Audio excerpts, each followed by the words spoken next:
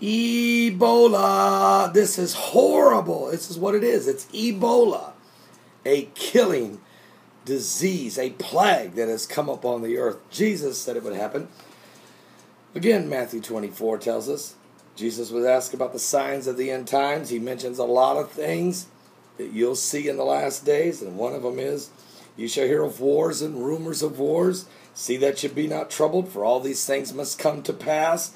But the end is not yet, for nation shall rise against nation, and kingdom against kingdom, and there shall be famines and pestilence, plagues, diseases, and earthquakes in divers places. Well, Ebola is killing. Over 700 people, I heard this morning, has died in West Africa in 3 different nations, including Liberia. And one of their leading doctor, the doctor who was head of trying to stop this disease, last week came down with the disease about last Tuesday and has died. It took less than a week. Also, 4 nurses also have the disease, critical condition. And now we hear that 2 Americans have it, including a doctor right here from Indiana, because he, while they're working, has contracted the deadly Ebola virus. We're praying he doesn't die. He's there from Indiana working on behalf of Samarian Purse, which is for the Billy Graham organization that sends missionaries and doctors and nurses around the world to help in these crises. Well, one of Liberia's most high-profile doctors has died of Ebola. Officials are saying yesterday, and the American physician was being treated for this deadly virus, highlighting the risk facing the health workers trying to combat an outbreak that's killed, at this time, it says 670 people in West Africa, but as of this morning, the update is now it's over 700. It's the largest amount of people dying from this virus in history, and it can't be stopped right now. They can't stop it. They're trying, but they can't stop it. Where did it come from?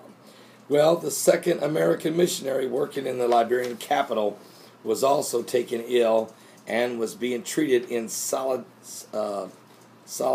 confinement, if you will. Isolation, if you will. According to said the pastor of a North Carolina church that sponsors her work.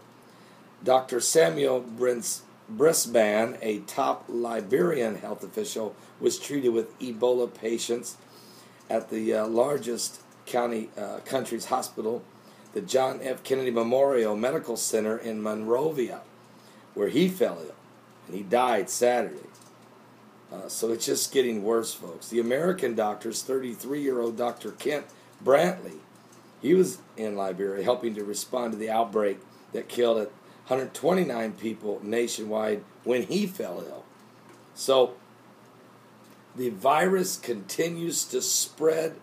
Of course, he went there working for the North Carolina-based medical charity Samarian's Purse. Again, that is Billy Graham's organization. He was receiving intensive medical care in Monrovia Hospital and is in stable condition, according to a spokeswoman for the A group. We are hopeful, but he is certainly not out of the woods yet.